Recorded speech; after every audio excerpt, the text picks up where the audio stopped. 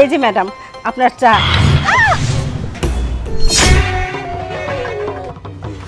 ছোট লোকের বাচ্চা, তোর এত বড় সাহস, তুই আমার এত দামি প্যান্টটা নষ্ট করে দিছিস। তোর মতো ছোট লোকের বাচ্চাদেরকে না লাই দিতে দিতে সূর্য মাথায় তুলে ফেলেছে, তাই তোরা এতবার বেড়েছিস। তোর একদিন কে আমার একদিন। বিশ্বাস করেন ম্যাডাম, আমি ইচ্ছা করে করি নাই, হঠাৎ হাতের থেকে ছুটে পড়ে গেছে। আমি ইচ্ছা করে আপনার ভিজা দিতে চাই নাই। একদম চুপ, একদম চুপ, আর কথা বলবি না। তোদের মতো ছোট লোকদের কাজ না এটাই, ফার্স্টে অন্যায় করবি তারপর নেকা কান্না কাটবি। ম্যাম আমি তো কিছুই দেখিনি, আমি তো ইচ্ছে করে করি নাই। ছোট লোক কোথাকার। এই তোর আইডিয়া আছে, তোর বিন্দু পরিমাণ আইডিয়া আছে এই প্যান্টের দাম কত তুই যে নষ্ট করেছিস? থাকবে কি করে, থাকবে কি করে? তোর থাকিস বস্তিতে, পরিস হচ্ছে ছেঁড়া কাপড় চোপড়। তোরা এত দামি ড্রেস আপের মূল্য কি বুঝবি? চাকর চাকরের মতো থাকতে পারিস না? তুই এনে দিয়েছিস এখানে রেখে দিবি, তুই কেন আমার গায়ের উপরে উঠে কথা বলছিস? ধুত্তেরি, আমি তোর সাথে কথা বলে কেন আমি আমার সময় নষ্ট করতেছি? সূর্য কোথায়? সূর্য, এই সূর্য কই তুমি? কি হয়েছে? রাগারাগি করছো কেন? রাগারাগি করবো না তো কি করবো? বাড়িতে এরকম চাকর রেখেছো, কেয়ারলেস কোথাকার। দেখেছো আমার কত দামি প্যান্ট, এটাকে কেমন নষ্ট করে দিয়েছে। আরে এতে রাগারাগি করার কি আছে? বয়স্ক মানুষ হয়তো কোনো ভাবে পড়ে গেছে আর কি। এই তো তোমার কারণে এরা লাই পেতে পেতে মাথায় উঠেছে। তুমি এদেরকে এভাবে লাই দিয়েছো। চাকরকে না কখনো লাই দিয়ে মাথায় তুলতে নেই। দেখো তুমি সামান্য ব্যাপারটা নিয়ে এত বাড়াবাড়ি কেন করছো?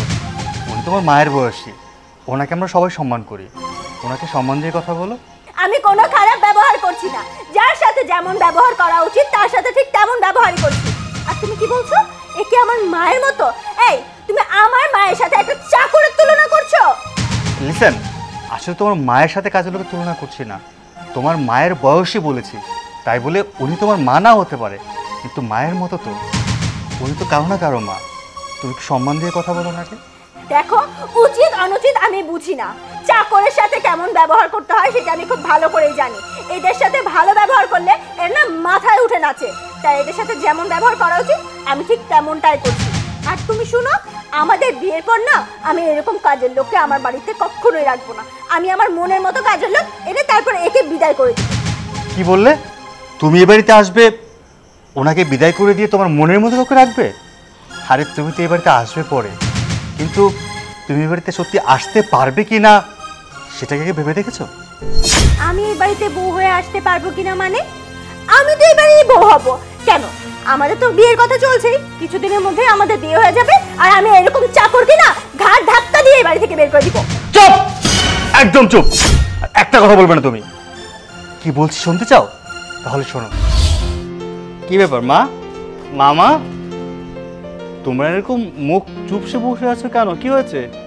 না তেমন কিছু না। না অবশ্যই কিছু একটা হয়েছে, আমি তো বুঝতে পারছি। কি হয়েছে সেটা খুলে বলো। সূর্য, তুই যে মেয়েটাকে পছন্দ করেছিস বিয়ে করার জন্যে, মেয়েটার সম্পর্কে আমি খোঁজ খবর নিয়েছি। আমি যতটুকু জেনেছি মেয়েটার স্বভাব চরিত্র খুব একটা ভালো না। মামা এ তুমি কি বলছো? আমাদের এতদিনের রিলেশন, কই আমার চোখে তোর খারাপ কিছু পড়েনি। মানুষ যখন রিলেশন করে তখন সব কিছুই সবুজ দেখে, তার কালো দিকটা কখনোই তার চোখের সামনে আসে না। আমরা তো গার্জিয়ান, আমরা কালো দিকটাই আগে খোঁজার চেষ্টা করি।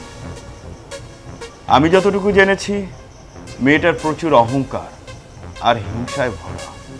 মামা আমি তোমাকে ভালো করেই জানি, তুমি কখনই আমার খারাপ চাইবে না। আর মামা মায়ের ভাই, মামা মায়ের পরেই তো মামার স্থান। তুমি সবসময় আমার ভালো চাইবে, তো এক্ষেত্রে আমি কি করতে পারি? আমাকে একটা সুবুদ্ধি দাও।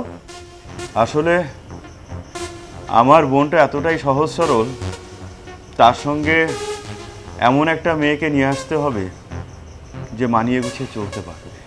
ঠিক আছে, তুই যখন এতই ভালোবাসিস বা এতই বিশ্বাস করিস তাকে ছাড়া অন্য কাউকে বিয়েও করবি না, তুই এক কাজ কর, তুই একদিন ওই মেয়েটাকে আমাদের বাসায় নিয়ে আয়, আমি দেখি। আচ্ছা ঠিক আছে মা, এতে তোমার মন খারাপ করার কিচ্ছু নেই, আমি আগামীকালই ওকে আসতে বলবো। আচ্ছা ঠিক আছে মামা এবার একটু হাসো।